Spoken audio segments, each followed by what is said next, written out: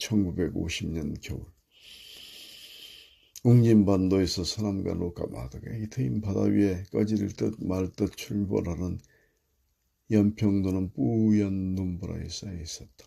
유엔 함대의 지령을 받고 서해안을 제피하면서 북으로 진격하는 해안부대 1개 소대가 이 섬에 상륙했을 즈음 겨우 손바닥만한 이 섬에는 4만의 피난민들이 온통 무법 상태를 이루고 있었다. 가까이는 옹진 반도로부터 멀리는 해주 진남포 등지에서 나온 이들 피난민은 그 해의 10월 중순 한국군이 해주 진격에 뒤어 진남포 일대에 속속 낙하산 부대가 유예 없이 도착하면서부터 동년 12월 초순 메가드 원수 후퇴 작전 명령이 방송된 무렵을 전후하여 임시 피난처로서 이곳을 택했던 것이다. 그러나 전황은 그들의 정부 진행과는 딴판이었다. 후퇴 작전이 개시되기 전 이미 이 섬은 한국군의 손에 들고 만 것이었다. 고향에 돌아갈 희망들이 아주 꺾인 것이다. 살 길도 전혀 막연하였다. 한갓 점령군의 지시를 기다리는 한편 이왕 고향으로 못 돌아갈 바에야 하루속히 남아라도 했으면 하는 게 그들의 유일한 희망이요 불빛이었다. 그동안 미상물 운목들이라도 치워야 했다.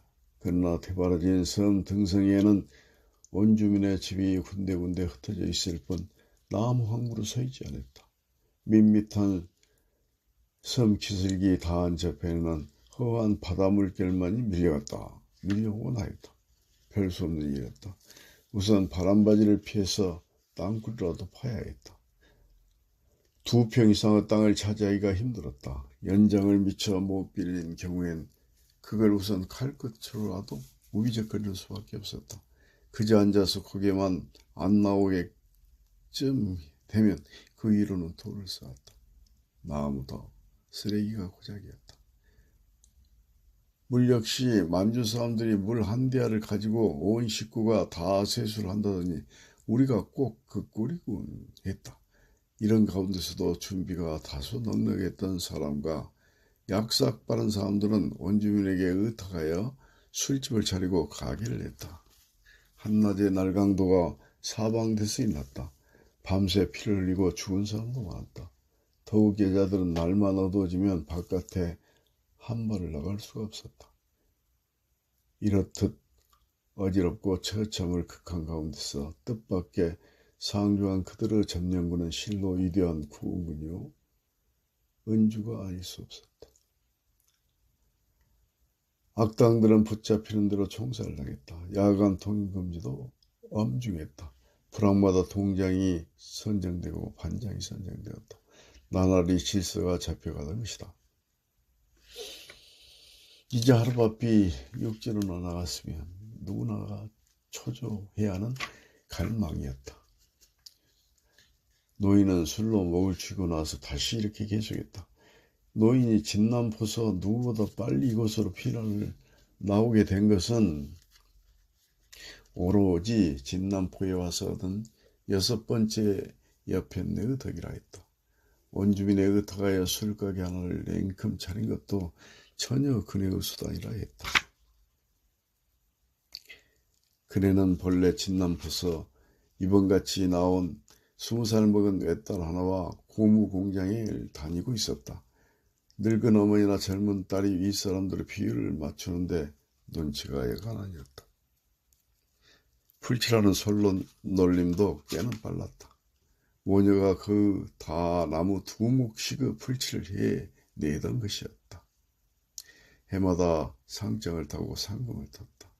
그리고 일테면 해방 4주년 기념일인 작년 8.15에는 큰 상금과 재봉틀 2대를 탔다. 그네의 날쌘 눈치와 재빠른 손은 피란이 나와서도 그것이 그대로 포기했다. 처음부터 의식 같은 건 염려 없었다. 어느 나고병 한 사람을 끼고 아무런 피해 없이 술장사를 해내던 것이다. 그게 또 점령군이 들어오자마자 그 날쌘 눈치는 다시 점령군 한 사람을 사귀게 용이하였다. 어느 날 밤이었다. 그날 밤도 눈물아가 악취듯 쌩쌩거리고 거리는 무섭기 짝이 없었다. 해가 지자마자 가게 문을 잠그고 저녁을 한 술씩 떴다. 그리고 딸은 제일 구석에서, 그네는 가운데서, 노인은 문 쪽에서. 그들은 담요 한 장씩을 들쓰고 일찍부터 잠을 청하려 했다. 언제나 육지로 나갈까 하는 희망들을 그리면서 이때였다. 밖에서 쿵쿵 가게 문 차는 소리와 함께 문 열어라! 가만히 숨들을 죽이고 있으니까 이 쌍간나 이 새끼들 빨리 문 좀 못 열간? 그래도들 잠들은 척하고 있으니까 이 깐나 이 새끼들 죽어봐야 할간? 쿵쿵. 그네가 노인의 옆구리를 쿡 찔렀다. 잠깐 나가보라는 것이다. 노인이 떨리는 손으로 간신히 문을 열었다. 순간 불안당 둘이 바싹 타가들며 돈 내라! 전기불 한편으로 곤청 대가리를 뼈쪽에 내보였다. 물론 눈부신 전기불로 해 잡힌 사람들이 어떤 모양의 사람들이란 건 알 수 없었다. 피란민이 무슨 돈이니까 새까? 그네가 일어나 딸을 가리켜 앉으며 대꾸했다. 여러 소리 말고 내놔. 아주반도 거시말 같지만 어디 개딱지만한 집에 무슨 돈이 있겠을까?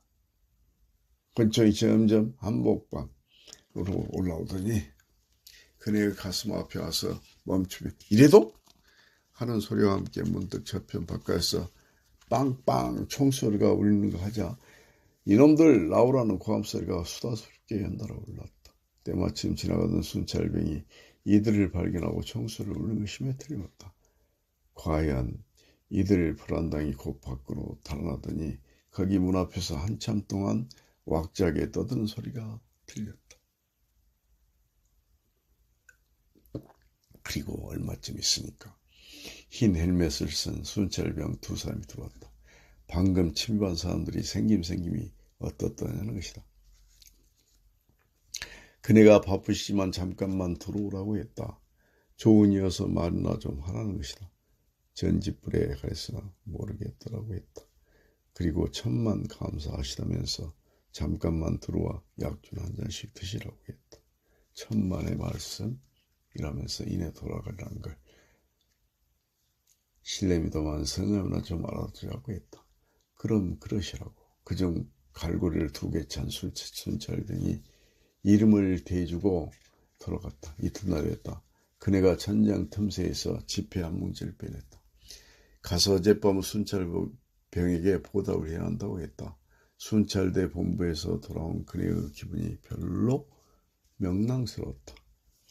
이날 밤부터 노인은 가게에서 혼자 자야 했다. 그들 모녀는 순찰대에 가서 잔다면서 저녁을 치우기가 바쁘게 늘 맵시를 갖추고 나가는 것이었다. 노인은 과연 여자들이 겁이 많거니 하면서 밤마다 애털돌이 모양 가게에서 떨었다.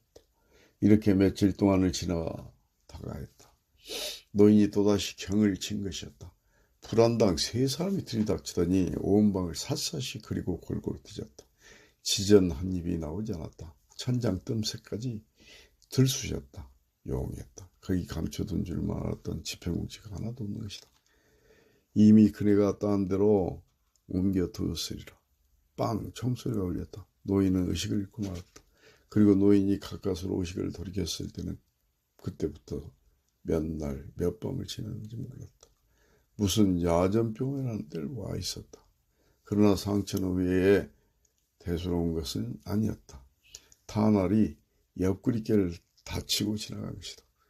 지렁이만한 길이 홈이 매끈하게 나 있는 것이다. 노인들일수록 정신을 회복시키는 차도가 느리고 흠이 늦게 아물더군 이생병들이 쑥덕거렸다. 그리고 노인이 이곳에 온 뒷날 어떤 군인 한 사람과 여자들 2분이 다리가 같다고 했다.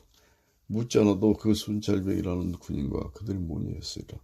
아무튼 그 순찰병 군인이 기특하군. 다시는 그들 모녀가 오지 않았다. 아직도 술 장사를 계속하는지 모르겠다.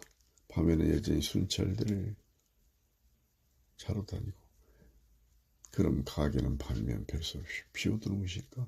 아무라도 한 사람 다녀가 줬으면 좋겠다. 그러던 날이었다.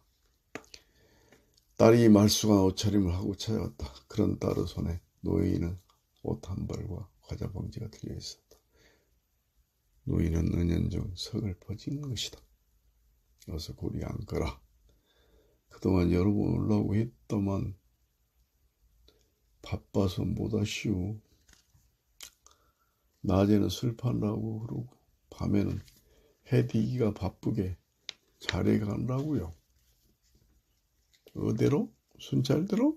그러면 와 요새도 불황당들이 들끓드냐? 예, 아직도 이슈. 그 탈이다. 근데 아버지 그 순찰병 한 사람 있지 않았시오? 그 군인이 2, 3일 내로 전속을 간대요. 인천으로요. 그래 우리도 그 사람과 함께 따라 나가기로 했어요. 다들 육지로 가려고 해도 하늘에 별따기 같대요. 그런데 우리는 용케 덕이 있나 봐요. 목숨 놓기다 하지만 이번 전속 간 사람이 작아나서 우리만 어떻게 태워준대요.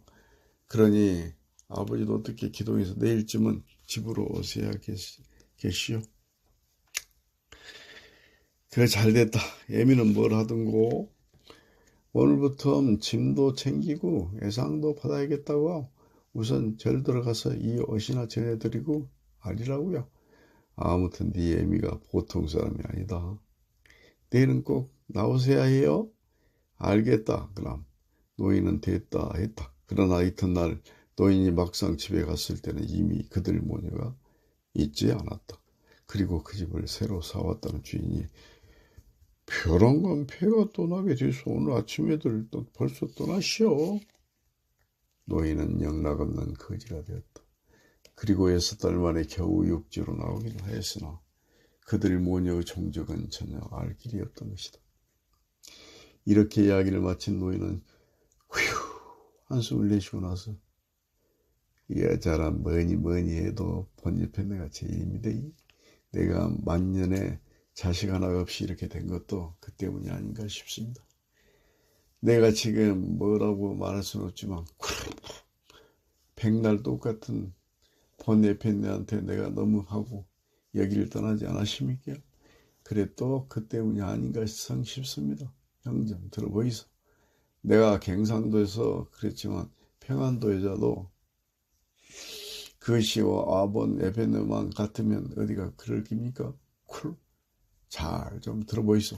내가 그 에페네 때문에 다소 편한 생활을 했다고 하지만 사실은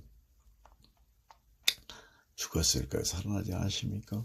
그 무서운 섬에서 밤마다 내 혼자 놔두고 그렇게 자로 댕기면 내 혼자 거기서 총 맞아 죽어도 좋다는 말 아닙니까?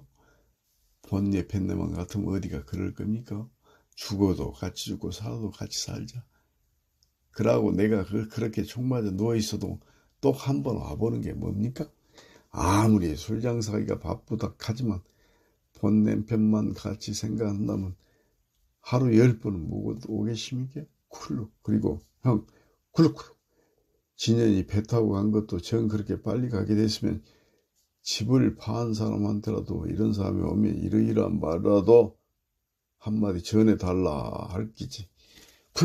사실 그것도 본 옆에 놈만 같으면 아무리 타기 좋은 배가 있다 치더라도 총 맞은 남편을 놔두고 그렇게 혼자 갈 깁니까? 죽어도 거기서 같이 죽고 나와도 같이 나오지. 생각하면 두루 내가 무고한 본예편대를 박대한 지가 아닌가 싶습니다. 그래 섬대에서 배를 타고 인천으로 나오긴 했지만 그것들을 찾으려야 찾을 수가 있어야죠. 그래 할 수 없이 한 이태 동안 돌아다니다가 뼈나마 고향에 묻을까 하고 이렇게 내려왔습니다. 꺽쇠가 시종 열심히 길을 기울이고 있더니 과연 그럴 것이란 듯 거기를 끄덕이고 나서 만년의 고생 많이 하겠습니다. 진작 비도 다 그치 모양인데 어서 그 잔이나 드시오. 어서 돌아가서 매진지를 오리라 했다. 아지마이 잘 좀 생각해 보이소. 쿨룩쿨룩 그 중늙은이 집서 살던 멋임 말입니다. 모르겠구만이라오. 어쨌든 그 말씀을 아는 사람이 있어야 하룻밤이라도 의지하다 죽겠습니다. 통 이놈의 해소병 때문에 어디 돌아다니기나 하겠습니까? 꿀룩꿀룩꿀룩 모르고 그만이라고. 노인은 무려 이 절망에 가까운 빛을 띠고 있더니 바야흐로 술기가 오르는 듯 옷고름을 고르고 거기에 가슴팩에 거의 물인지 땀인지 알 수 없는 물을 닦다가 나지막한 목소리로 형, 이 좀 보이소. 이것이 그 섬에서 맞은 종자국 아닙니까? 과연 지르기만한 길에 흡사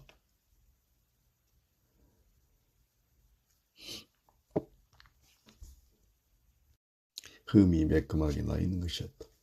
참 다행이었어잉 하고 극세가 잠시 그 흠을 바라보다가 그럼 노인 양반 평안히 돌아가십시오. 일어서서 지게를 짊어졌다. 형, 참 초면에 신뢰가 대단하십니다. 또 만나십디에이? 그런 노인은 극세 얼굴에서 어딘지 모르게 친밀한 감을 느낀 것이었다. 그것을 단지 우연히 술잔을 고운하던 데서 오는 인상에서가 아니라